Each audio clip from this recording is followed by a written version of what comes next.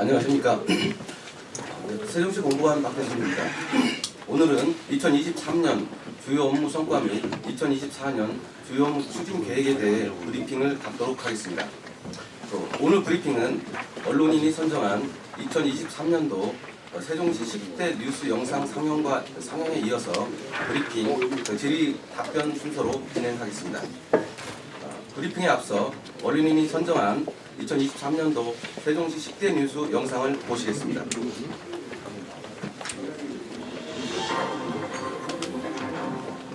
우리시는 지난 9월 캐나다 포트맨 놀이에서 열린 CIB 주관의 국제정원도시 컨퍼런스 시상식에서 파이블루 실버 등급을 부여받고 우수 공로상을 수상한 바가 있습니다. 국제정원도시 인증을 활용해서 2026년 국제정원도시 박람회 개최를 위한 중앙부처 지원을 적극적으로 유치하고 박람회 성공 개최를 위한 국제 경력을 강화해 나가겠습니다. 세종과 대전 도심을 연결하는 버스 노선이 잇따라 신설됩니다. 세종시 지편동과 대전시 둔산동 시청을 잇는 버스 노선 1001번이 신설되고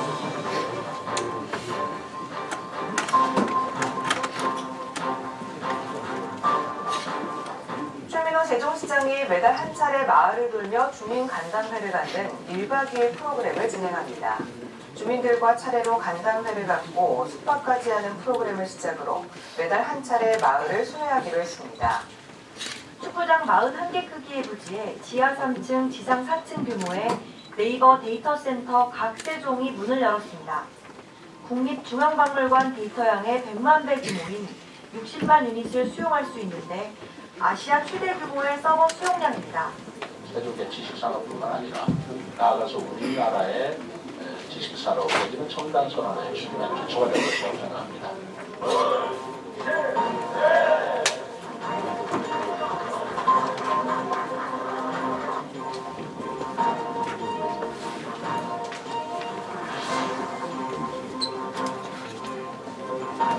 대전에서 세종 청주공항을 잇는 광역철도가 기획재정부의 예비타당성 조사 대상 사업으로 선정돼 예타가 끝나는 내후년 상반기쯤 사업 시행 여부가 최종 결정될 전망입니다. 오는 2034년까지 대전 단석을 출발해 세종 청주공항을 잇는 60.8km의 광역철도를 건설하는 대형 사업입니다. 조치원, 연서면, 연동면, 남쪽은 공항천 2호가 항문지역까지 넓은 지역이 고도되어서 풀리게 되면 우리 조천 지역 주민들의 재산권 행사라든가 또 건물에 있어서 고도제한이 풀려서 지역 발전에 지역 개발에 굉장한 도움이 될 것이다. 라는 생각이 드는데요. 국립유수박물관이 세종시 이전시 예상 관람객 수는 약 60만 명으로 국립박물관 단지까지 포함하면 약 360만 명의 관람객이 우리 시를 방문할 것으로 추정되고 있습니다. 세종 스마트 국가산업단지 조성 사업은 연서면으로 275만 3천 제곱미터의 미래 모빌리티와 스마트시티, 바이오산업 클러스터 등을 조성하는 사업으로 오는 2029년까지 사업비 1조 6천억 원이 투입될 예정입니다. 세종시와 세종시교육청의 재정특례를 연장하는 내용의 세종시법 개정안이 국회 본회의를 통과했습니다. 세종시는 3년 동안 약 2,500억 원 규모의 지방교부세와 지방교육재정 교부금을 추가로 확보할 수 있다며 앞으로 행정수도 도약에 필요한 제도적 기반 마련을 위해 세종시법 전면 개편에 나서겠다고 밝혔습니다. 국회 세종의사당 건립의 마지막 방문인 규칙안이 드디어 국회 본회의 문턱을 넘었습니다. 국회 기능 일부를 세종시로 이전하는 내용을 담은 국회 세종의사당 설치 및 운영 등에 관한 규칙안이 어제 본회의를 통과했습니다.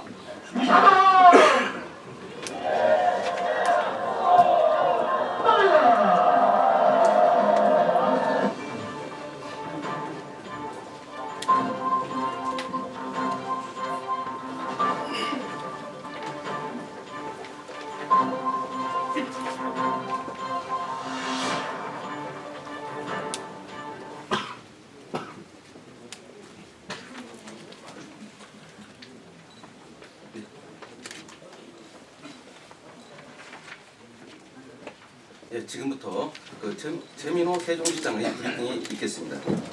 네, 여러분 안녕하세요. 올해 한 해가 저물어 갑니다. 올해 한 해를 연초에 동심동덕의 한 해다 이렇게 정했는데 같은 마음으로 같은 뜻을 이루자라는 뜻이었죠.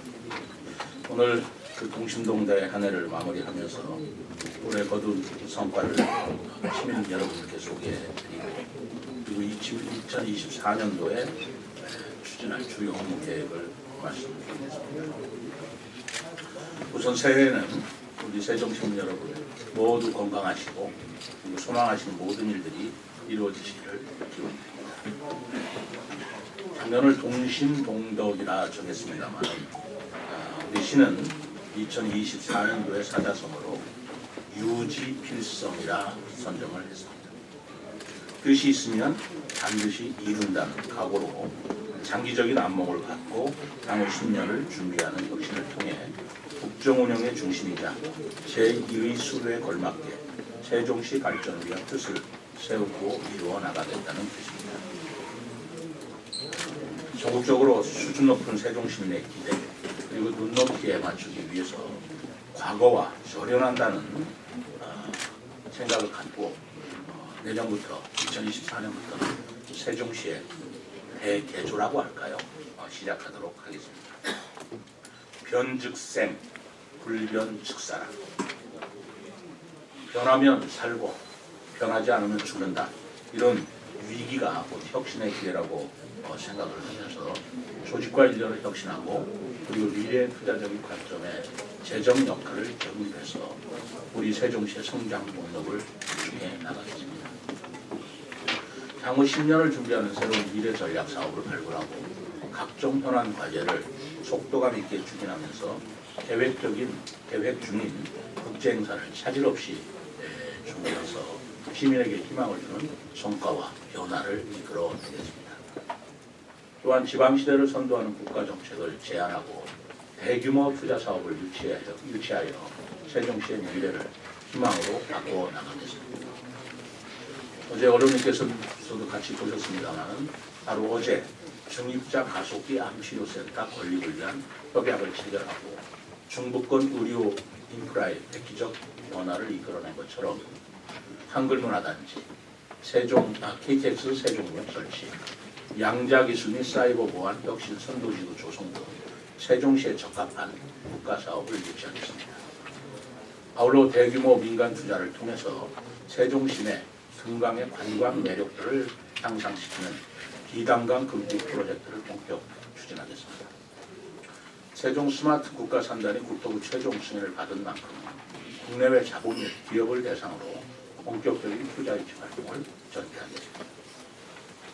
또한 대전, 세종, 충북 광역철도도 임자 유치 방안도 검토해서 사업 기간을 단축하거나 재정 부담을 완화하는 것도 검토해 나가겠습니다.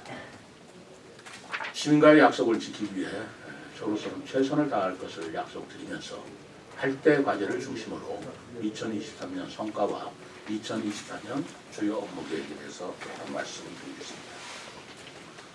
첫째는 행정수도를 뛰어넘는 제2의 수도 세종이 되도록 하겠습니다. 그동안 제2의 수도로서의 위상을 확립하기 위해 노력한 결과 국회 세종이사당 건립을 위한 규칙과 세종특례 연장을 위한 세종시법 개정안이 국회 본회의를 통과한 바 있습니다. 이제 세종시는 국회와 정부, 대통령 집무실이 모여있는 국정 운영의 중심이며 실질적인 대한민국 제2의 수도로서 기능하면서 그 위상을 견고히 해나갈 것입니다. 국회 세종의사당과 대통령 집무실이 대한민국을 대표하는 랜드마크 건물로서 세종 시민의 자랑이 되도록 국회 및 정부와 협조 체계를 강화하는 한편 제2의 수도로서 법적 기반을 마련하기 위해 행정수도 개헌 논의를 확산하고 세종시법 전면 개정을 추진하겠습니다. 세종시법 전면 개정을 통해 제2의 수도로서의 기능과 지위를 확보하고 세계적인 도시로 성장할 수 있는 발판을 마련할 수 있도록 개정안 마련과 정부 국회를 통한 정책과 활동을 강화해 나가겠습니다. 또한 세종지방법원 또 행정법원을 설치하고 수도권 공공기관을 유치하는 등 도시 성장을 촉진하는 기관 유치를 위해서도 더욱 노력하겠습니다. 둘째는 미래 산업을 선도하는 자족 경제 도시로 발전해 나가도록 하겠습니다. 2023년은 미래 산업 육성을 위한 기반을 마련하고 세종시 출범 이후 사상 최대 실적인 1조 380억 규모의 투자 유치를 달성한 뜻깊은 한 해였습니다. 세종 국가산업단지 최종 승인, 네이버 데이터센터 각 세종 개소 등 세종시 산업의 변곡점이 될 중요한 일을 또한 많았습니다. 대표적으로 차세대 성장 동력이 양자기술 산업 분야에서 세계 최초로 중성원자 양자 컴퓨터를 개발한 미국 기업인 큐에라 그리고 카이스트와 MOU를 체결하였으며 MIT 카이스트와도 함께 인재 육성을 위한 교류 특강을 추진하는 등 성장 기반을 마련하였고 또 지속시키겠습니다. 2024년에는 큐에라의 세종지사 설립을 지원하고 퀀텀 빌리지 조성을 위해 관계 기관과 협력하여 정부 공모 사업을 유치하는 등 세종시의 미래 먹거리 양자 기술 산업을 선도해 나가겠습니다. 또 우리시 강점을 바탕으로 투자 유치와 연관된 유무형의 활동을 강화해서 자족 경제를 강화하겠습니다.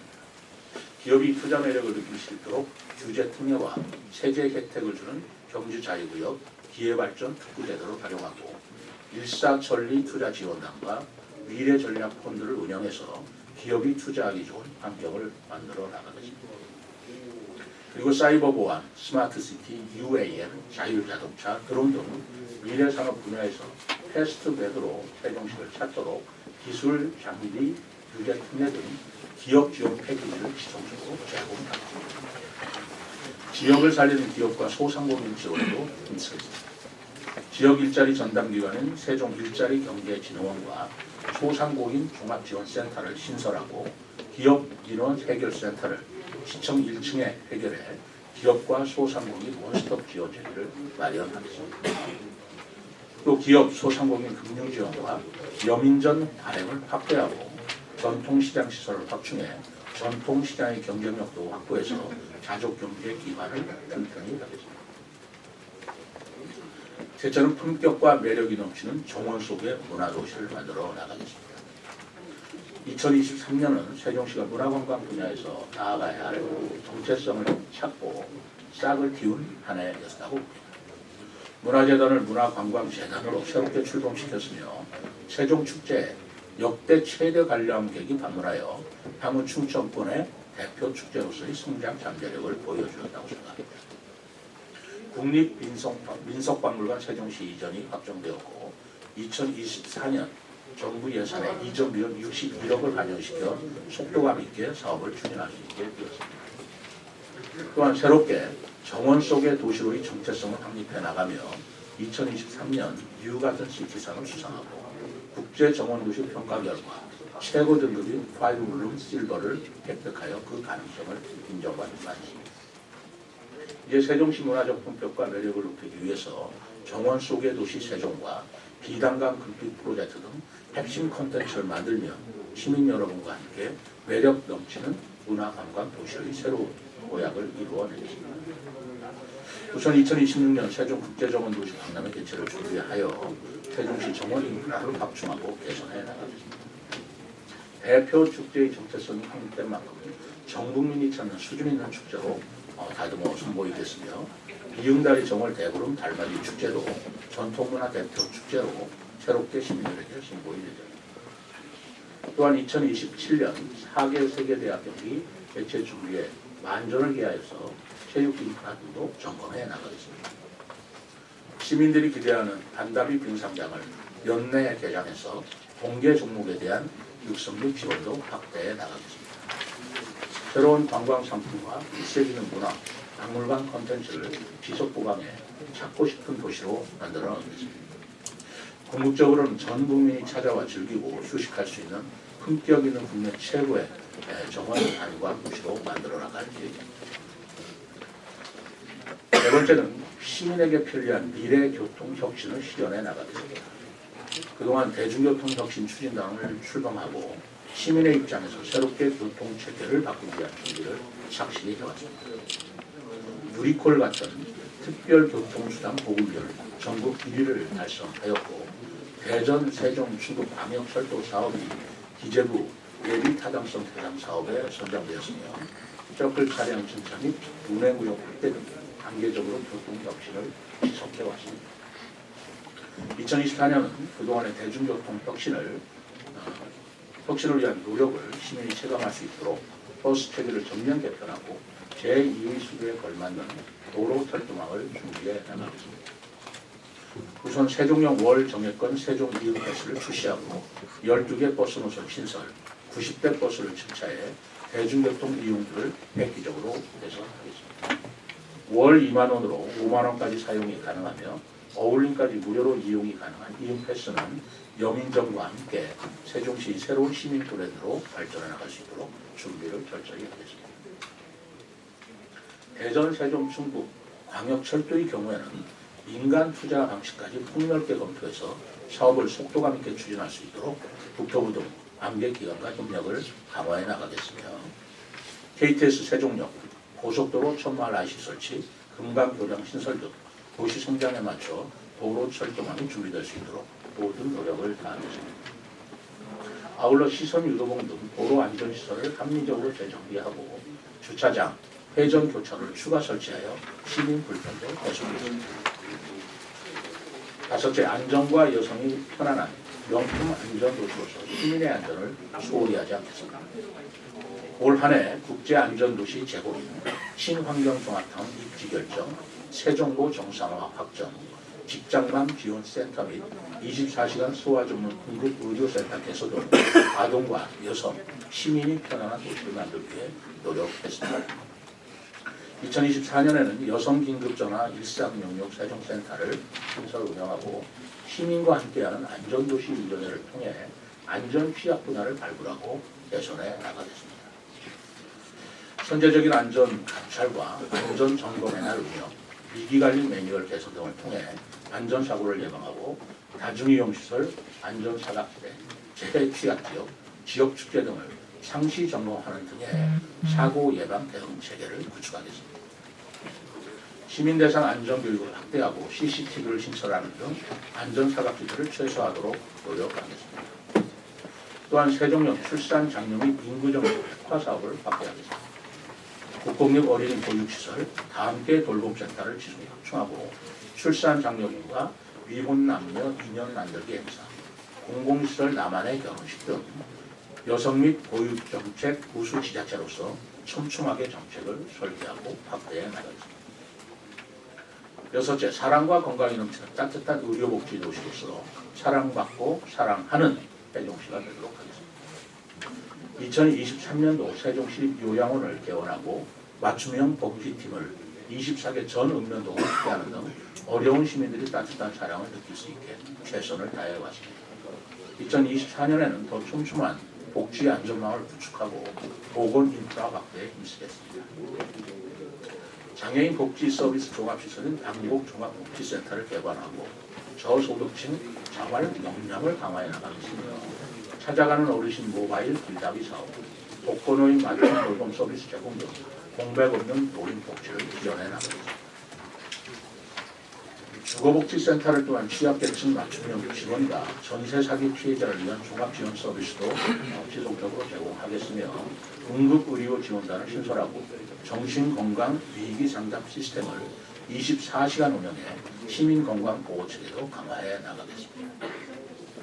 일곱 번째는 배우고 즐기는 세계적 한글 문화 수도로 나아가겠습니다. 23년도는 우리 시의 한글을 향한 사랑과 노력을 인정받아 지자체 최초로 한글날 기념 정부 경축식을 세종시에서 개최한 매우 의미 있는 한 해였습니다.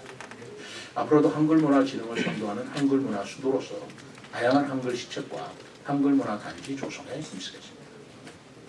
한글날 정부 경축식 세종시 개최를 정착시키고 어린이 한글 맞춤법 대회를 전국대회로 확대 개최하겠으며 도시 전체에 한글 디자인을 적용해 나가며 한글 사랑거리 및 한글 간판 등을 활성화할 계획입니다.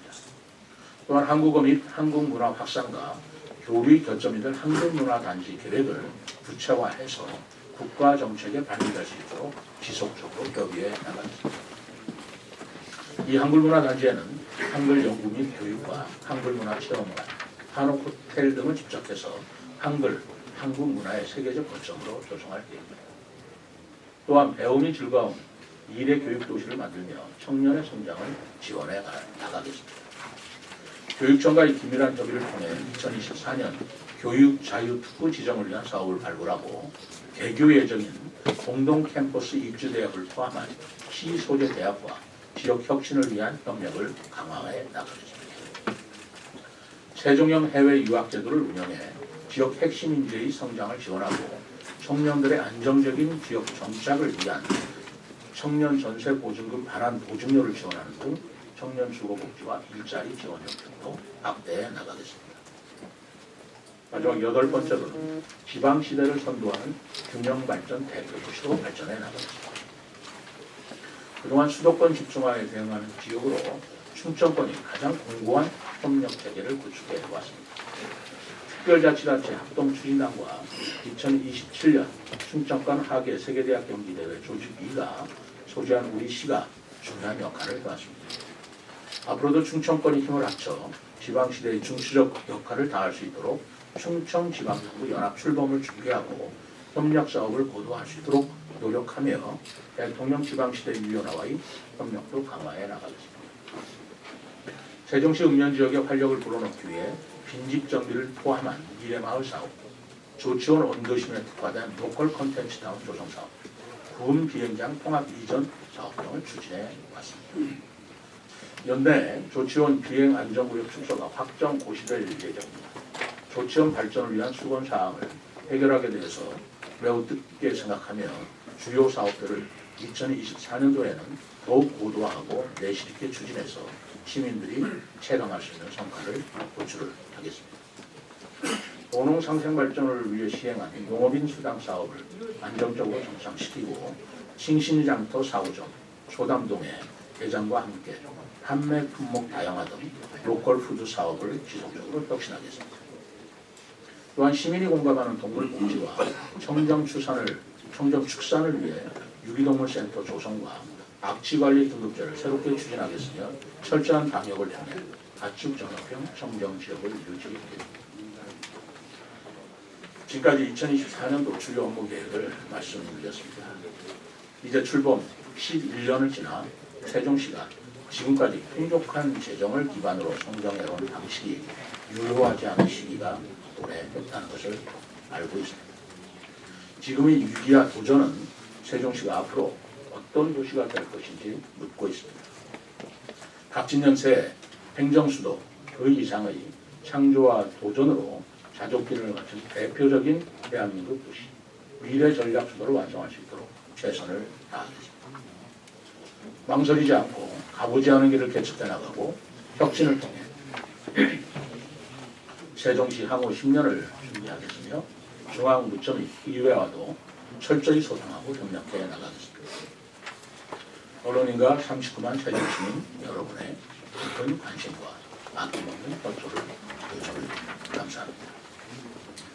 네, 이어서 질의 답변 시간을 갖도록 하겠습니다. 질의하시기 전 손을 들고 언론사 명과 성함을 말씀해 주시고 질의하실 때에는 브리핑 주제를 중심으로 간단하게 요약해서 질의해 주시면 감사하겠습니다. ATN 이 기자님.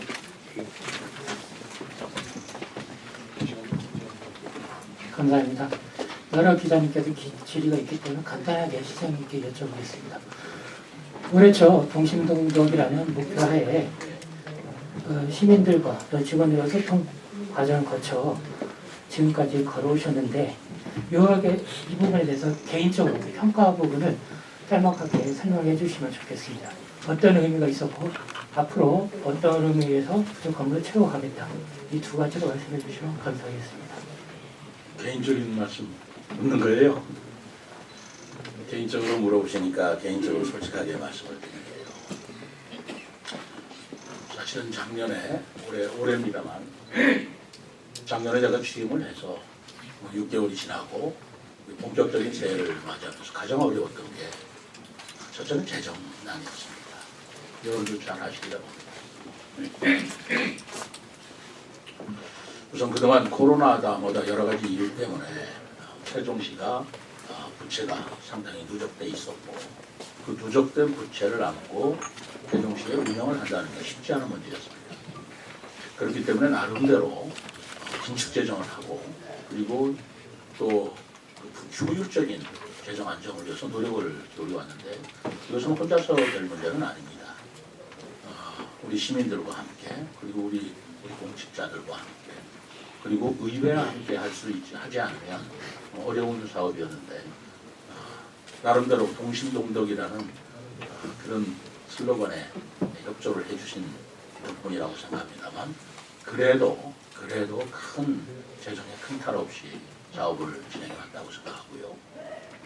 두 번째는 제가 가장 어려웠던 것이 정치적으로 의회가 여소야대 구조를 가지고 있지 않습니까?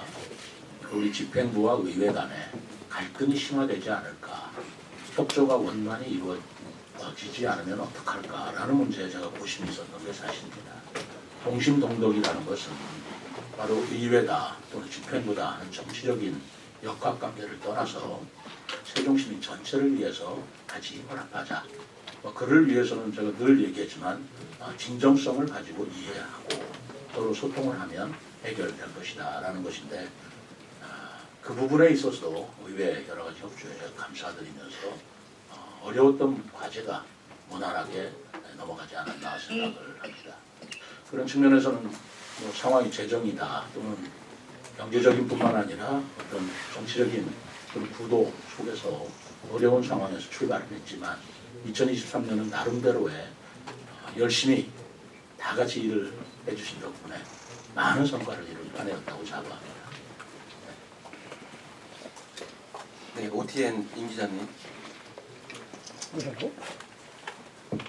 네, OTN 임원성 기자입니다. 시민의 목소리를 듣고자 2023년도에 1박 2일하고 시민의 대화를 많이 하셨습니다. 2024년도에 또 지속해서 추진할 계획이 있으신가 하고요. 두 번째는 정원 속의 문화의 도시를 하시려고 하면 정원의 각종 문화 행사도 해야 되겠지만은 실제 세종시의 문화유산이 많이 있어야 됩니다. 현재 행복청과 LH에서 문화유산을 방치해 놓은 곳이 몇 군데 있습니다. 중앙에도 있고요, 산속에도 있고 다양한 들판에도 있습니다. 시에서 행복청과 LH와 적극적인 협조하에 정원도시 문화를 즐길 수 있는 그런 것을 추진할 의향은 없으신가? 그 견해 좀 부탁드립니다. 좋은 질문 감사합니다. 아까 우리 10대 뉴스에 6위 정도로 올라왔던가요? 그 시장의 1박 2일 우리 언론인 여러분들 입장에서 그 10대 사건 중에 하나로 보이셨던 모양인데 저는 그렇게 평가해 주실 줄은 미처 몰랐습니다. 그래서 일상이고 제가 해야 할 일이다라고 생각했는데 어느 자치단체에서도 어느 자치단체장도 이런 일을 하신 분은 없었으리라고 평가를 해주신 것 같습니다. 저는 계속할 생각입니다. 다만 그 방식을 바꿀 겁니다. 예를 들어 시민과의 대화라고 해서 제가 읍면동마다 방문을 했는데 24개 읍면동을 방문하는 게 쉬운 일이 아니더라고요. 물리적으로 1년이 12달인데 그럼 1년에 2번은 해야 되는 거 아니겠어요? 그런데 못하는 달도 있다 보면 어느 날은 하루에 2번 하는 일도 생기더라고요. 그러다 보니까 우선 물리적으로 힘든 것도 힘든 거지만 여유를 갖고 시민들하고 대화할 수 있었나라는 생각이 들어서 그리고 작년에 12월 초에 이제 막 끝났는데 내년 1월부터 다시 시작하면 먹을 게 큰 내용이 다시 나오겠습니까? 그래서 방식을 바꿔서 시민과의 대화를 번역별로 묶어서 하는 것도 생각해 볼 생각이고요. 그리고 시민과의 대화를 해보시면 여기 같이 와주셨던 언론 여러분들이 보셨겠지만 늘 시민들이 생활 속에서 느끼는 민원을 건의하고 민원 해결해달라는 그런 내용이 많았어요. 뭐 당연하게 이렇게 생각합니다. 그런 부분에 대해서도 제가 성실히 답변을 했고 그리고 그 시민들께서 제기한 문제나 건의사항은 받아들인 3일 이내에 다 조치를 해드렸습니다. 3일 이내에 조치할 수 있는 건 조치해드리고 그리고 조치할 수 없는 건 언제까지 해드리겠다는 답변을 3일 이내에 다 해드려라 라고 해서 각 실과에서 그렇게 해온 걸로 제가 알고 있습니다. 그러다 보니까 시민들께서 그 시장하고 시민과의 대화에 뭔가 효과가 가시적인 효과가 있었다. 라고 해결이 되든 안 되든 만족감을 표시하는 문제가 많은데요. 한없이 민원사항 받자고 제가 시민과의 대화를 하는 것도 미래지향적은 아닌 것 같다. 그래서 내년도부터는 시민과의 좀 토론을 해봤으면 좋겠다. 예를 들어 제2의 행정수도 제가 8개 지금 전략 과제를 말씀드렸는데 그 지역에 맞는 과제를 시민들에게 제시하고 그 부분에 대해서 더 나아가서 발전시키고 또 효과적으로 성공하기 위해서는 어떤 방식이 좋을지를 시민과 솔직하게 토크쇼가 됐든 토론이 됐든 간담회가 됐든 하는 형식을 빌려서 그분들의 아이디어를 듣고 저도 정책 아이디어를 얻는 그런 생산적이고 정책적인 방향으로 바꿔볼까 생각하고 있습니다. 1박 2일도 실제로 가보면 그때 같이 가셨던 분들 참 감사하게 생각합니다만 밤늦게까지 동석해 주셔서요. 주민들이 굉장히 좋아하셔요. 그리고 처음에는 얘기를 잘 안 하시다가 나중에 저녁이 익숙해지면 있는 속에 있는 얘기를 다 하시는 거예요. 사실 그게 1박 2일의 참 모습이라고 생각을 했습니다. 그리고 가장 더 제가 느낀 건 그 이튿날 아침이에요. 하룻밤 자고 그 이튿날 아침에 마을 지역 주민들께서 여기가 우리 지역의 문제요 하는 데를 가서 현장에 가볼 때 하룻밤 자면 만리장성을 싼다고 그랬나요? 왜 그런지 정이 들어서 그분들도 굉장히 다정하게 말씀을 해주시고 저도 현장에 가서 새벽에 그렇게 해서 현장을 둘러보고 같이 해장국 먹는 그런 그 경험이 아마 해보지 않은 사람은 모를 정도의 큰 보람과 즐거움이 있었습니다. 제가 왜 그 보람과 즐거움을 마다하겠습니까? 이건 계속적으로 할 생각입니다. 다만 내년은 선거가 있는 해이기 때문에 그 선거 기간이 있어요, 법적으로. 그 기간에 오해가 사지 않도록 그 기간을 피하고 그 이전이나 그 후에 하는 방안으로 검토를 하겠습니다. 그리고 문화유산 말씀하시는데 구체적으로 어떤 문화유산을 말씀하시는지 잘 모르겠지만 그런 것들이 있으면 적극적으로 말씀해 주시면 그건 뭐 당연히 그게 문화유산이라면 우리가 지켜나가고 더 빛나게 해줘야 되고 정원하고 문화유산하고 이제 상치되는 부분이 아니잖아요. 오히려 더 멋있게 꾸밀 수 있는 그런 장소가 되고 소재가 되리라고 생각합니다. 적극적으로 검토하겠습니다. 네, 감사합니다. 네, 세정해설이 유 기자님. 예, 세종설이 이윤규입니다. 그 대전 세종광역철도를 잠깐 언급하셨는데요.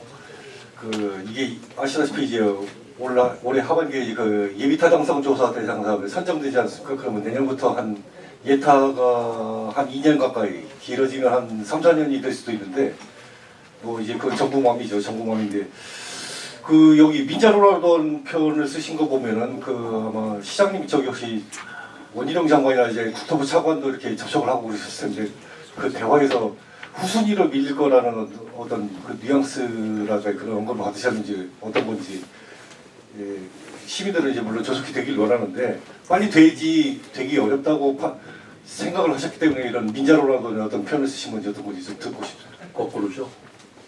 민자 유치로 민자철도가 되면 예타가 면제가 됩니다. 그러니까 2, 3년 걸릴 필요가 없어요. 그러니까 민자 유치 사업으로 결정이 되면 자치단체와 이제 협의를 하도록 돼 있죠. 협의해서 이제는 민자가 철도 노선이나 이런 걸 다시 검토를 합니다. 그렇게 하기 때문에 오히려 저로서는 지금 국가 재정이 굉장히 어려운데 민자 사업을 민자 유치자가 생기기만 한다면 예타가 면제가 되기 때문에 예타 대상 사업이 아니에요. 국가 사업이 아니기 때문에 훨씬 더 빨리 할 수 있고 속도감 있게 할 수 있고 그리고 자치단체와 충분히 협의를 더 많이 할 수 있기 때문에 저는 오히려 바람직하다고 생각합니다. 그럼 혹시 지금 그 얘기를 하고 있는 어떤 민간 사업자가 있는지 뭐 밝힐 수 있습니까? 제가 민간 사업자까지 여기서 밝힐 일은 좀 그렇고요. 대화가 되고 있다고 말씀드리겠습니다. 네. 국토부에서도 그건 같이 추진하고 있고 저희랑 준비 연락하고 있습니다. 네. 세종방송 유 기자님. 예, 세종방송 이병기입니다. 지금 앞서 말씀하신 대로 지금 시출범 이후에 금년에 1조 380억 대규모 투자 유치를 하셨다고 말씀하셨고요. 근데 어제 행사를 진행했던 그 중입자 가속기 암치료센터 건립비가 이제 민간 투자 방식으로 5천억이라고 알고 있는데요. 이 부분이 포함이 됐는지 1조 매출 유치에 포함됐는지 하나 여쭤보고 싶고요. 그리고 어제도 질문을 드리다가 이제 말았는데요. 지금 한양대학교하고 이제 투자사 그리고 이제 일본 도시화 측이 세종으로 이제 암치료센터 건립을 진행하기로 했는데 그 배경에는 어떤 세종으로 결정된 배경에는 어떤 점들이 있는지 말씀 부탁드리겠습니다. 네, 어제 많은 질문이 나올 거라고 예상을 했습니다만 우선 말씀드리고 5천억은 포함 안 된 겁니다. 그리고 포함시킬 수 없는 내용이에요. 이거는 어제 그 MOC라고 C는 되게 이제 MOU라고 하잖아요. Memorandum of Understanding인데 이거는 Commitment, 약속이라는 뜻입니다. 그러니까 그 약속을 했다라는 것뿐이지 법적 구속력이 있는 건 아닙니다. 그러나 MOU보다는 좀 더 확고한 그런 약속이라고 보시면 되고 사실은 어제는 MOC를 공개를 했지만 그 이전에 사전 MOU를 맺었어요. 아까 어제 그 육자들하고 같이 맺은 바가 있고요. 그리고 5천억은 아직 MOC 단계에서 하겠다는 약속이 우리가 확정된 게 아니지 않습니까? 그러니까 여기에 1조 380억은 확정된 우리가 투자 유치액이지 앞으로 계획이 아니에요. 자기들이 확고하게 투자하겠다라고 약속한 거라 포함시킨 거고 5천억은 앞으로 가야 할 일이기 때문에 포함시켰다는 말씀 분명히 드립니다. 그리고 한양대하고 한 것은 어떤 경위가 어떻게 되냐면 어제 잠깐 얘기가 있었습니다만은 코리아 히트라고 하는 그 SPC 그 법인 측에서는 맨 처음에는 제주도하고 하려고 했었던 것 같습니다. 제주대학하고 하려고 했던 것 같고 거기에 부지까지도 개별적으로 사서 거기에 추진을 해오던 그런 과정이었는데 제주대학 측에서 어떤 이유 때문에 그걸 중지를 한 것 같아요. 병원 측에 정확하게는 제주대학 병원 측에서 중지를 했다고 난 들었습니다. 그러다 보니까 그 도시바 측과 말하자면 중입자 치료 시설을 MOU로 맺어놓고 제주도는 못한다 그러니까 그것을 어제 그 대표 회사에서 한국의 다른 지역을 선정해 볼 테니 그거를 도시바에서 한국으로 말하자면 뭐라고 그러나요? 시설해 주는 것 그것만은 거둬두지 말자라고 서로 합의를 보는 과정에서 세종시가 바로 중입자 가속기 암치료센터가 대통령의 지역 공약으로 되어 있기 때문에 저하고 접촉이 됐습니다. 그리고 세종시가 여러 가지로 제주도보다 훨씬 더 입지가 좋죠. 그렇기 때문에 우리 국토의 중앙부에도 있고 그리고 이용하기도 좋고요. 그리고 중입자 가속기 암치료센터 여러분도 아시겠습니다만 지금 서울의 세브란스가 운영하고 있습니다.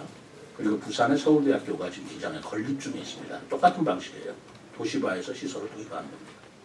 그런데 제주도보다는 그 국토의 바로 중심부에 있는 세종시에 한다면 훨씬 더 국민들한테 주는 편이 또 좋고 효율성도 높겠다. 그래서 적극적으로 저하고 접촉을 했고 저 또한 이게 대통령 지역 공약 사업인데 적극적으로 수용할 만한 일이다. 라고 해서 그동안에 제가 지난번 여러분들한테 그 시도지사 협의회 때문에 한일 시도지사 협의회 때문에 일본에 갔습니다만 그 겸사겸사 중점적인 것은 바로 이 부분을 제가 실제로 현장을 다녀보고 그리고 QST라고 하는 일본의 양자과학기술연구원이 있어요. 이 기술은 거기서 개발한 겁니다. 그래서 거기서 사실은 그 어소리티를 다 가지고 있어요. 그렇기 때문에 그쪽에서 한국에 들을 것이냐 말 것이냐는 최종 결정하는데 그분 원장까지도 다 만나 뵙고 그리고 세종시장으로서의 제가 제 의지를 분명히 밝혔고 그렇기 때문에 이제 성사가 된 것입니다. 어제 말씀드렸다시피 그런데 그럼에도 불구하고 이 시설이 지금 아랍에미레이트라든가 대만이라든가 하는 데서 서로 도입하려고 경쟁을 벌이고 있는 마당이라서 도시바 측에서는 어떻게 할 거냐 세종시에서 확실한 의지를 보여주면 모르지만 안 그러면 아랍에미레이트나 대만하고 협상을 시작하겠다라는 사실 그 연락이 왔어요. 그래서 저희들이 제가 그런 의지도 표명했고 그 전에 우리 고성준 본부장이 일본에 다녀와서 그런 의지도 다 표명했고 했기 때문에 이제 성사가 된 것입니다. 한양대하고 한 것은 이 중입자 가속기 암치료센터는 단순한 병원이 아닙니다. 가속기를 이용한 암치료이기 때문에 원자력 공학이라든가 가속기에 대한 기술력이 굉장히 뛰어나야 돼요. 한양대 공대는 여러분들이 아시다시피 원자력 공학에서는 뭐 우리나라 굴지의 대학이고 그 가속기 운영에 관한 공학적인 기술은 뭐 한양대가 믿을만 하고요. 그 다음에 병원도 한양대 병원 정도면 믿을만 하다. 그렇기 때문에 이 두 가지 기술과 두 가지 말하자면 기법을 적절히 활용할 수 있는 대학이 한양대라고 판단했기 때문에 한양대하고 맺은 겁니다. 네. 추가 질문 기자님 계십니까? 네. 손 드십니다. 전 말씀하신 겁니까? 예, 맞습니다. 글로벌타임에서 최윤과입니다. 모처럼 시장님께 제가 말씀드린 것 같은데요. 하루 동안 정말 고생 많으셨는데 정말 열정적인 시정에 저도 옆에서 쭉 나름대로 여러 가지 관심을 많이 가졌습니다. 다른 질문이라기보다는요. 방금 말씀하신 그 여러 가지 중립자 가속기라든지 또 데이터센터 각세종 거기 저도 그때 참여를 했었는데 참 놀랍더라고요. 그런 시설이 세종에 와 있다는 게 세종의 어떤 가능성을 실현할 수 있는 참 좋은 기업이다라고 생각했는데 요즘 아시다시피 AI가 난리죠. 각 분야에서 엄청나게 하루와 다르게 발전하고 있는데 이제 세종시 같은 경우에 이제 지금 전 분야에 걸쳐서 AI를 녹여서 행정을 하고 미래를 이제 계획하는 건지 그래서 AI 말씀을 이제 전 분야에 녹여서 표시를 안 내시고 이렇게 강조를 하시는 건지 아니면 또 나름대로 어떤 계획이 있으니 그게 좀 궁금합니다. 예. AI 산업을 말씀하시는 건가요? 예. 저도 공학자가 아니라 AI에 대해서 정확하게 이거다라고 말씀을 못 드리지만 그러나 인공지능이라는 AI 때문에 양자 컴퓨터 산업도 시작이 된 걸로 저는 알고 있습니다. 그걸 연구하다 보니까 양자 컴퓨터라는 산업도 나오는 거고요. 그리고 지금 인공지능이 없으면 앞으로 산업이 얼마나 더 나아갈지를 모르죠. 자율주행 자동차도 전부 다 AI 기반으로 하는 것이고요. 로봇도 따지고 보면 AI 기반 아니겠어요? 그리고 또 우리가 생각하는 UAM,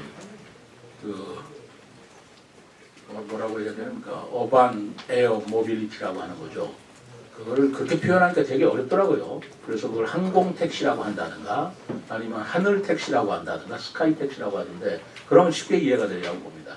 그것도 결국은 무인으로 운영하는 것이라면 그것도 AI와 관계가 있다고 보여집니다. 또 제가 생각하는 세종시에서의 AI 중에 중요한 하나가 디지털 트윈입니다. 예를 들어서 세종시를 현재 보이는 도시, 그걸 오프라인 도시라고 한다면 사이버상에서 몇 개 분야만 다시 구현하는 그 트윈시티를 만들어서 사이버 트윈시티죠.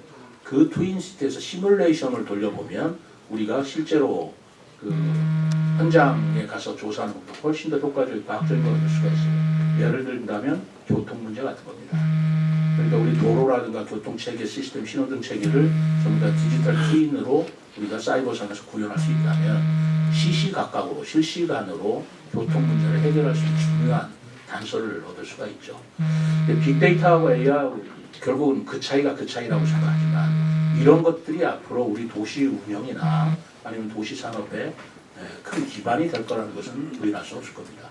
그래서 AI 산업 같은 것을 응용한 양자 컴퓨터라든가 자율 자동차라든가 로봇 산업이라든가 스마트 시티라든가 UAM이라든가 하는 것들은 AI를 개발시키겠다라는 것은 순수 공학적의 개념이고 AI를 활용한 도시에는 어떻게 응용하겠다라는 점에 있어서는 제가 지금 말씀드린 그런 내용이 녹여 있다고 생각합니다.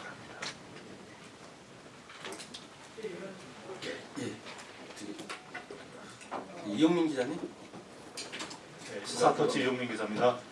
올 한 해 참 많은 성과들을 이루셨는데요. 너무 많아서 정리하기가 어렵습니다. 감사합니다. 올 한 해 시장님께서 가장 큰 성과라고 생각하시는 1순위부터 3순위 그리고 가장 아쉬웠던 부분들 1순위에서 3순위, 그다음에 내년에 추진할 정책 중에서 시장님께서 가장 애착이 가는 정책 1순위부터 3순위까지 말씀해 주시면 감사하겠습니다. 뭐 시간을 주셔야지 그냥. 근데 우리 기자 여러분들이나 시민 여러분들이 보시는 성과와 시장으로서 제가 보는 성과가 좀 다릅니다. 그건 솔직하게 말씀드릴게요. 그 성과라는 것은 시민들이 보시기에는 그런 거 있으면 좋았네 라고 하지만 제가 느끼는 성과는 정말 어려운 걸 해냈다 라는 게 성과라고 생각을 해요. 정확하게 비교를 해보자고요. 예를 들어서 어제 중입자 가속기 암치료센터 했지 않습니까? 그거와 국회의사당이 이쪽으로 이전 확정된 거와 큰 의미로서는 국회의사당이 성과로서 크게 일본을 쳐야 되는 건 당연한 겁니다. 그러나 제 개인적으로는 중입자 가속기가 훨씬 더 성과라고 생각하고 있어요. 이것은 국회 문제는 사실 저 혼자 해결할 수 있는 문제도 아니고 국회 차원에서도 얘기가 돼야 되는 거고 이건 국정 차원에서 논의되기 때문에 큰 물줄기 속에서 흘러가는 것에 저는 같이 동참을 했다고 그럴까? 같이 거기에 적극적으로 노력을 했다는 것뿐이지만 중입자 가속기나 양자 컴퓨터 분야는 그건 오로지 시장으로서 뛰어온 결과입니다.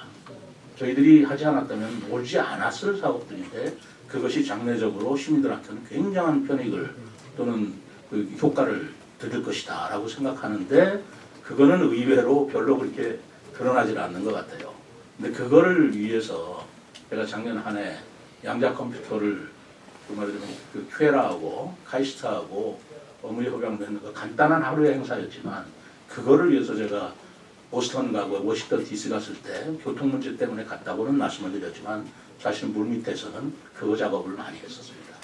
이번에 일본에서도 한일 지사협의회로 갔지만 사실은 물밑에서는 중입자 가속기 암치료센터를 어떻게든지 유치해 보려고 굉장한 노력을 했는데 그거를 다 공개하고 세상 살 수는 없잖아요. 그런 노력에 비한다면 제가 제일 먼저 크게 칠 것이 이게 앞으로 어떻게 될지는 모르지만 저로서는 가보지 않은 일을 뚜벅뚜벅 혼자서 헤쳐냈다라는 의미로 중입자 가속기 저는 치고 싶고요. 그 양자 컴퓨터 저는 치고 싶습니다. 비행 구역이나 이런 것들은 사실 솔직히 말해서 제 성과는 아니잖아요. 제 성과는 아니고 국방부가 노력을 해주고 우리가 노력을 했지만 그런 권한은 국방부가 가지고 있기 때문에 그런 것이고 저는 뭐 그 두 가지를 칩니다만 세 번째로는 뭘 쳐야 오를까요? 정원도시라고 저는 생각합니다. 정원도시의 캐나다의 CIB에 가서 그 최고 평가를 받은 것 그거 간단한 것 같지만 그렇지 않습니다. 그리고 정원도시로 우리가 추진하겠다고 발상하는 것 자체가 그걸 쉽게 할 수 있는 일이 아니잖아요. 뭐 그런 거라든가 그리고 투자 유치 1조 380억이라고 그랬는데요. 그거 간단한 거 아닙니다. 그냥 불러 들어오는 게 아니에요. 뭐 그건 제가 했다기보다는 솔직히 우리 경제통상국장이나 그때 투자 유치 담당관이나 그 공무원들이 굉장히 애쓴 결과라고 생각을 합니다만 그런 문제. 그리고 또 하나 있다면 친환경 종합타운 그 입지 결정한 문제입니다.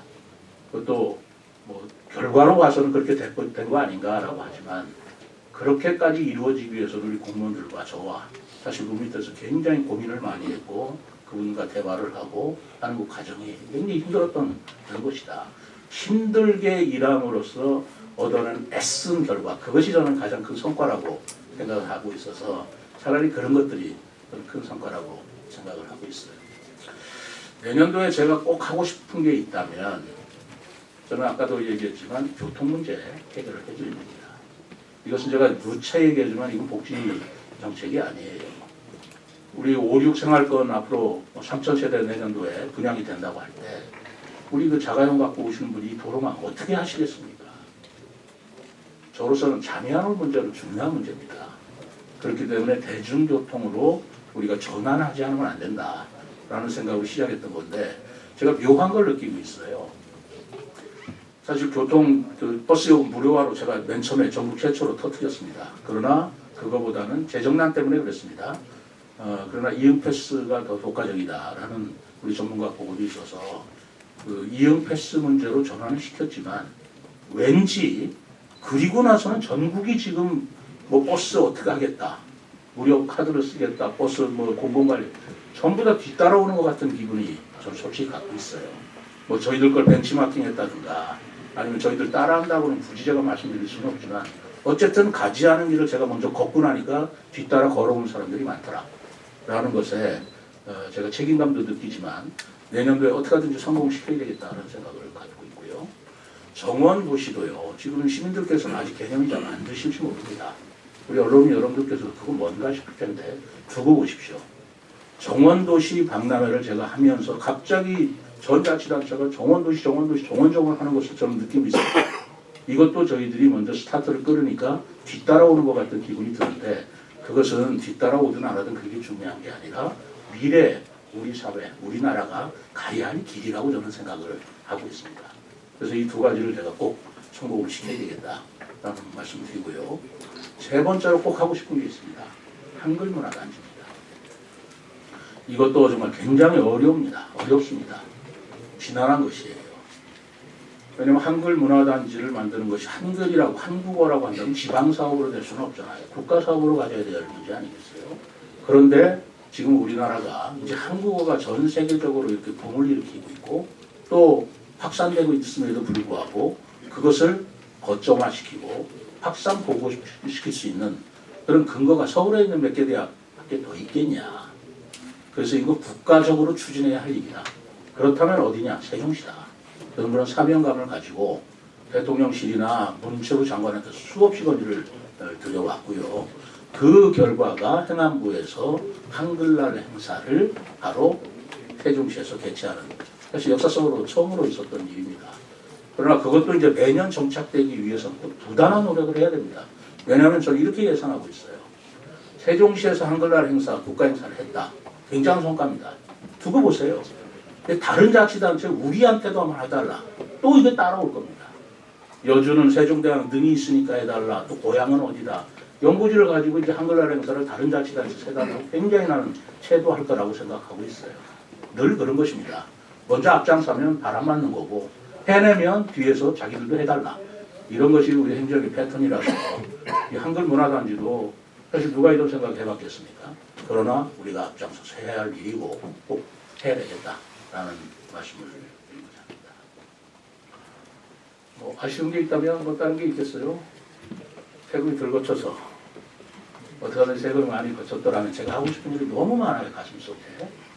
그런데도 불구하고 그런 것들을 뜻대로 이루어지 못하는 것 그런 것인데 예산이 조금만 형편만 나아진다면 좀 저출산 문제에 적극적으로 뛰어들고 싶습니다. 저출산 문제는 우리 세종시 문제뿐만 아니고 세종시에서 저출산 문제를 이렇게 해결해냈다라는 저는 모델과 패턴을 만들어 보고 싶습니다. 그런데 저출산 문제는 솔직히 말해서 그건 교육 갖고 되는 문제가 아니라 예산하고 정말로 직결되는 문제이기 때문에 예산을 어떻게 쓰느냐에 달려있는 건데 저는 인구야말로 무슨 지하철이다, 도로다, 교통이다 이전보다 더 중요한 우리나라의 발전 인프라다라는 인식을 가지고 있어요. 인구가 없이 도로 만들어서 뭐 하겠습니까? 맥조 들여서 철도 만들면 뭐 하겠어요? 타고 다닐 인구가 없어지는데. 그래서 그런 돈을 아껴서라도 우리 저출산 문제에 젊은 우리 부부들한테 정말 걱정 없이 아이를 키울 수 있는 인프라를 만들어줘야 된다라는 게 제 개인적인 소신입니다. 그런 거 하고 싶은데 예산상으로 허용이 안 되기 때문에 시간을 가려가면서 하겠습니다. 네, 감사합니다. 예, 시간 관계상 한두 분만 더 하겠습니다. 시사피 이명훈 기자님. 오랜만에 뵙습니다. 오랜만에. 저기 그 중성자 가속기죠. 그는 아마 우리 시장님께서 중입자. 중입자 가속기. 예. 시장님께서 시당 위원장 때 그때 공약을 하셨던 걸 지금 추진하고 계신 건데 그때 하고 지금 현재하고 차이점이 있으면 그것 좀 알려주시고 그 다음에 또 하나 지금 막 말씀하신 건데 소위 그러니까는 저출산 문제와 관련해서 오늘 8대 과제 중에 보면 엔젤 투자가 있더라고요. 엔젤 투자 20억. 예, 엔젤 투자 20억이 있는데 2046년도 정도 되면은 경기도의 화성시하고 서울 몇 개 구를 제외한 나머지가 전부 다 인구 소멸 지역으로 들어갑니다. 세종도 마찬가지예요. 그런데 이 세종이 지속 가능 발전한 도시로 남으려면 첫째로 그 일자리를 통해서 청년들이 정착할 수 있게 해줘야 되는데 지금 그 엔젤 투자 부분이 너무 좀 미약한 게 아닌가 하는 생각이 들어서 그 부분에 추가 확대 같은 생각은 안 가지시는지 묻고 싶습니다. 우선 중입자 가속기 말씀을 드리면 정확하게 우리 이명호 위원께서 기억을 하시네요. 제가 세종시에 국민의힘 시당위원장 할 때 대통령 공약 사업을 발굴하는 발표회가 있었어요. 천안에 있었는데 그때 우리 대전, 충남, 충북, 세종 4개 시도의 시당위원장이 발표를 한 적이 있습니다. 뭐 고속도로 어떻게 해달라 뭐 이쯤 그런 인프라가 많았는데 저는 그때 중입자 가속기 암치료센터를 대통령 공약으로 삼아달라라고 요구를 했었어요. 솔직히 얘기합시다. 아무도 이해 못했습니다. 단어조차도 생소했어요. 뭐라는 얘기냐. 그래서 그걸 설명하는데 제가 굉장히 시간을 보냈고 그거는 일반인뿐만이 아닙니다. 중앙당의 중입자 가속기 암치료센터를 설명하는데도 굉장히 힘들었어요.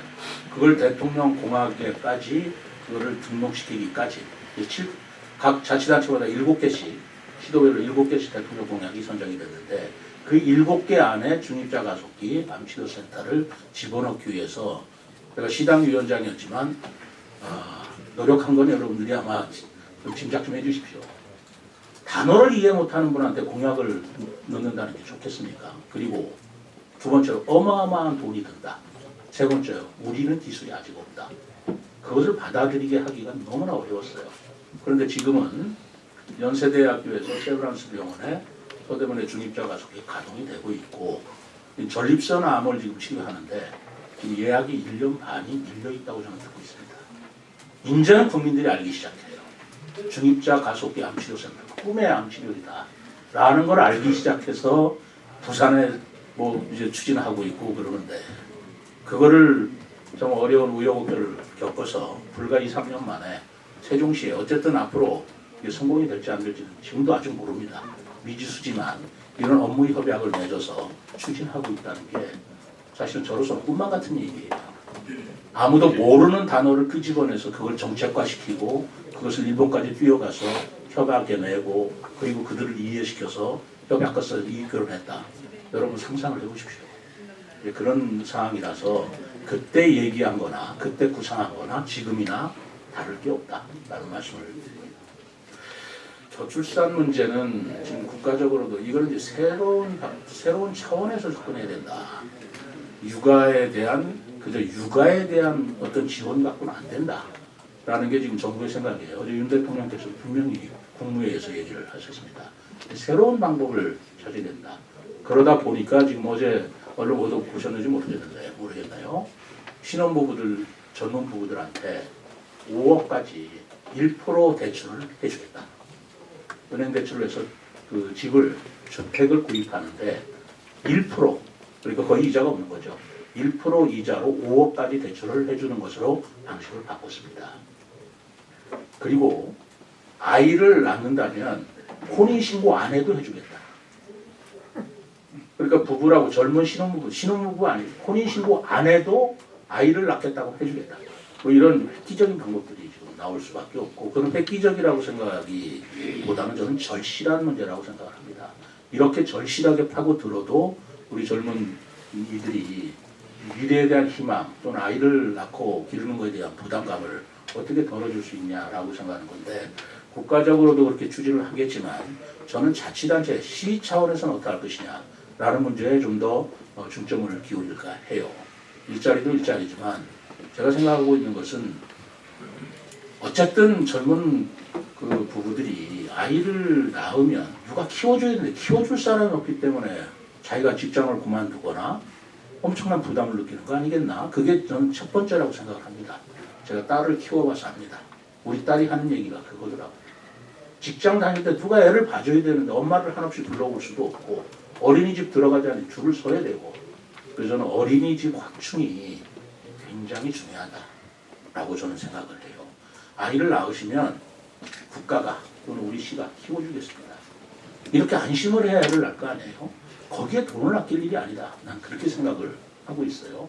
뭐 그게 정책적으로 맞는지 안 맞는지는 더 검증을 해보겠습니다만 어쨌든 이 저출산 문제는 시와 국가가 다 같이 정말 우리의 절실한 문제로 이건 해결해 나가야 된다라고 생각을 해서 일자리 만드는 미래 우리 전략 펀드를 늘린다고 하는 것도 방법이 된다고 그렇게 하겠습니다. 마지막으로 한 번만 받을까요? 경충일보 김정 기자님. 예, 경충일보 김정 기자입니다. 그 앞서 기자분들이 좋은 질문을 하셨기 때문에 저는 가벼운 질문 하나 올리겠습니다. 그 시장님께서 행복청장으로 계실 적에 세종시의 마을과 학교 이름을 순 우리말로 지으신 걸로 저는 알고 있습니다. 이것을 아는 사람은 별로 없을 거라고 저는 또 짐작이 되는데요. 이런 구상을 하신 계기가 계시다면 한 말씀 해주시죠. 제가 행복청장으로 그때 부임한 게 2011년 5월이었습니다. 5월이었는데 이제 세종특별자치시라는 이름이 생겼어요. 그런데 저는 그때 어떻게 생각하면 도시를 설계하는 입장에서 가장 중요한 것은 도시의 영혼이라고 생각해요. 이런 윤학적인 표현입니다만 이 도시의 정체성을 무엇으로 삼을 것인가. 갑자기 없던 세종특별자치가 됐습니다. 그러고 하는 얘기는 명품 도시라는 거예요. 세계적인 명품 도시. 저는 굉장히 공허하다고 생각했어요. 그래서 청장 시절에 도시의 어떤 영혼을 불러일으키기 위해서 도시의 정체성, 도시의 뿌리를 우리가 찾아서 이 도시를 발전시켜야 이 도시의 생명력이 있는 건데 그 도시의 뿌리를 어디서 찾을 거냐라고 할 때 이름에서 찾을 수밖에 없다라고 생각을 했습니다. 그러니까 세종대왕의 이름을 따서 세종시가 됐으면 세종대왕의 가장 큰 업적은 한글을 기려줘야 되지 않겠는가. 그것을 바로 이 도시의 정체성과 영혼으로 삼아야 옳겠다. 라고 해서 지금부터 건설되는 적어도 개인 시설은 아니지만 도로 시설이나 학교, 교량 이런 거는 전부 다 우리말로 한번 해보자. 라고 해서 그런 발상을 했던 것인데 그때도 사실 한글학회에서 그 얘기를 했더니 상당히 놀랐어요.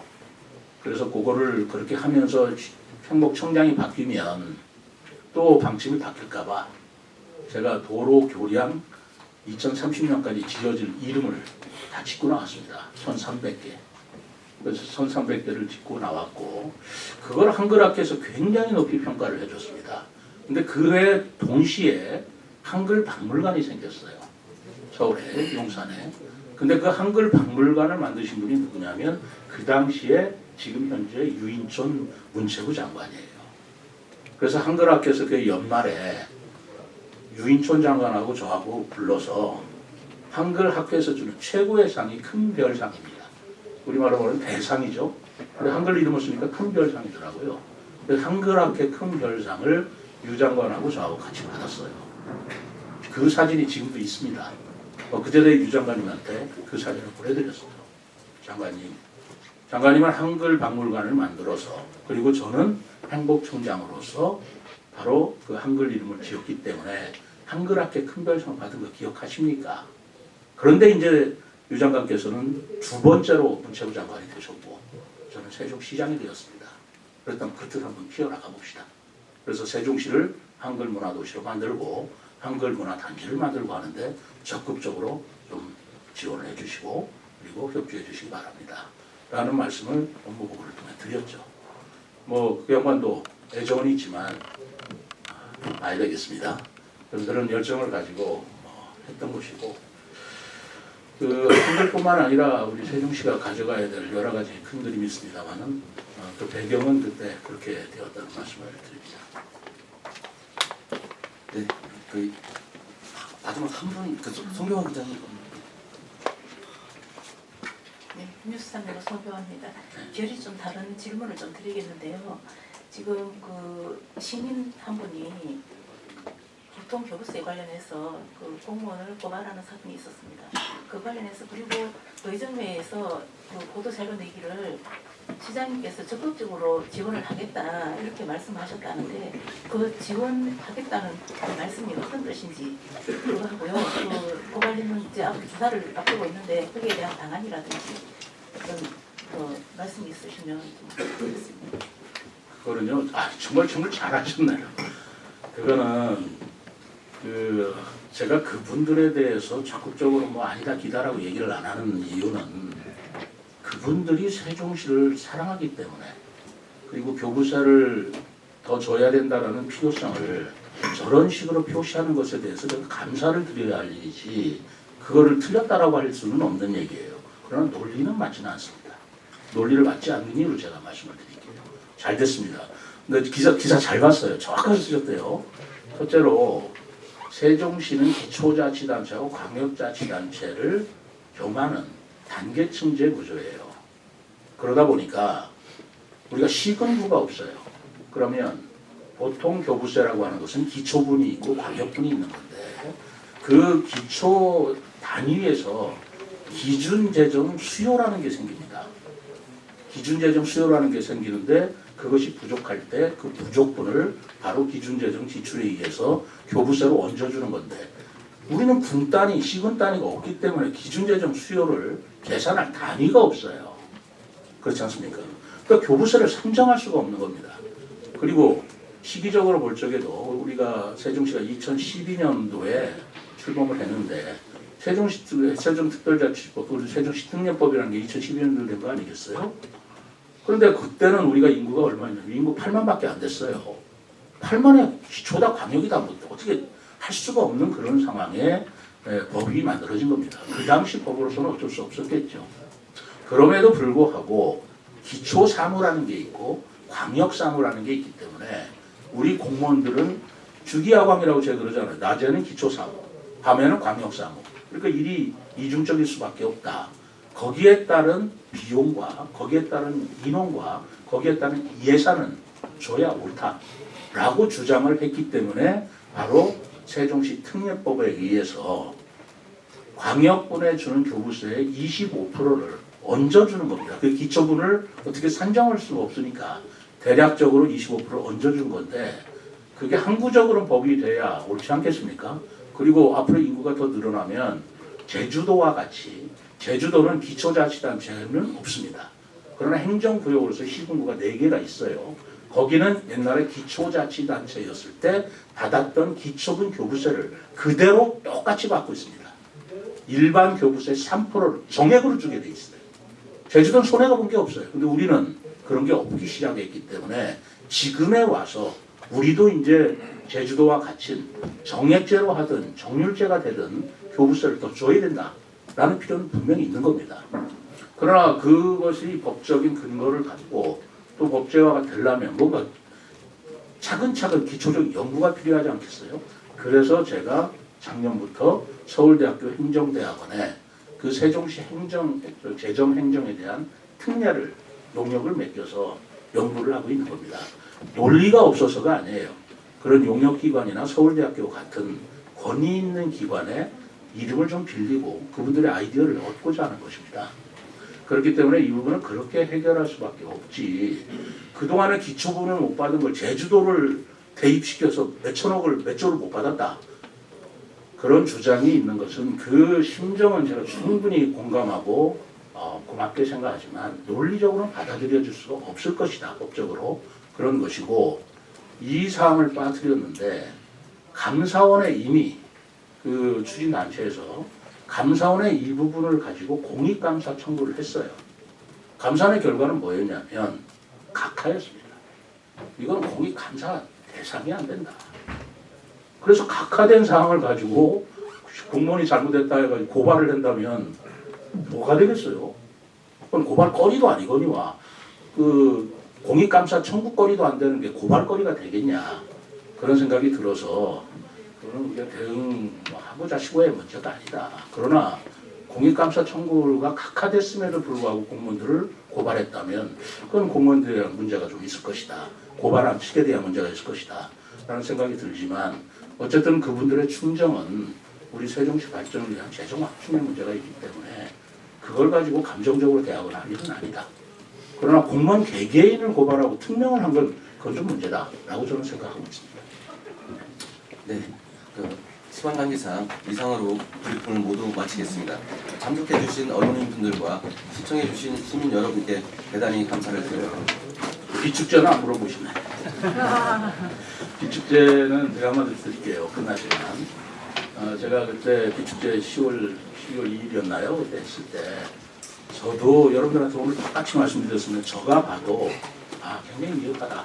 그래서 이런 부분을 덮어둘 일이 아니고 시민들께서도 되게 실망하는 그런 모습을 현장에서 봤기 때문에 제가 일요일날 긴급 간부회를 열고 월요일 아침에 제가 보완을 하겠습니다. 그리고 사과드립니다. 공식 사과했습니다. 그랬죠? 그리고 정말 열심히 했어요. 제가 정말 진드지하다시피 해서 그때 크리스마스 그 연휴 기간 동안의 비축제 모습은 자화자찬하는지는 모르겠습니다만 정말 많이 보강이 됐다. 그리고 외지에서 오시는 손님들도 많았고요. 그분들이 하기에는 최고의 비축제를 보았다. 뭐 그런 말씀들을 들은 것 같고, 그리고 24일 하루 8,000명이지만 연휴 3일 연휴였잖아요. 3일 연휴 동안 다녀간 분은 거의 1만 명이 넘네. 2만 명 가까이 된다. 라고 생각할 적에 우리 비축제가 내년에는 이거보다 더 잘해야 되지 않겠어요? 더 발전시키면 이응다리를 중심으로 하나의 비축제가 세종시에 또 하나의 이름 있는 축제로 자리매김할 수 있겠다라는 좀 자신감을 얻었습니다. 그동안 어른이 여러분들께서 제가 이렇게 사과를 드리고 나서 그걸 아프게 계속 지적해 주시지 않고 격려를 해 주시면서 지켜봐 주신 것을 오늘 감사하다는 말씀을 드립니다. 그리고 거기에 따라서 우리 전 간부들하고 그리고 우리 실무자들이 정말 애썼어요. 애써서 이만큼 해낸 건데 누가 한 일주일 열흘 만에 이 정도 해낸 것도 저는 우리 수고했다고 생각을 합니다. 그 부분에 대해서 좀 평가를 해주셨으면 감사하겠고요. 이거를 이어서 시민들께 그 공사하는 기간 동안 서비스를 못했다라는 그 책임감 때문에 제가 12월 31일 날까지 하려고 했던 것을 1월 14일까지 연장을 시켜서 더 즐길 수 있게 해드리고, 그리고 12월 30일 날은 제야의 제야식인가요? 제야 행사 할 적에 하나 쪽에 적극적으로 협조를 해서 불꽃놀이를 해서 이 불꽃 내지는 비축제를 하이라이트로 저희들이 장식을 하고 시민들한테 선보이겠다라는 말씀을 드립니다. 그동안 어른 여러분들께서 지켜봐 주시고 격려해 주신 것 진심으로 감사드립니다. 고맙습니다. 박수 쳐주실래요?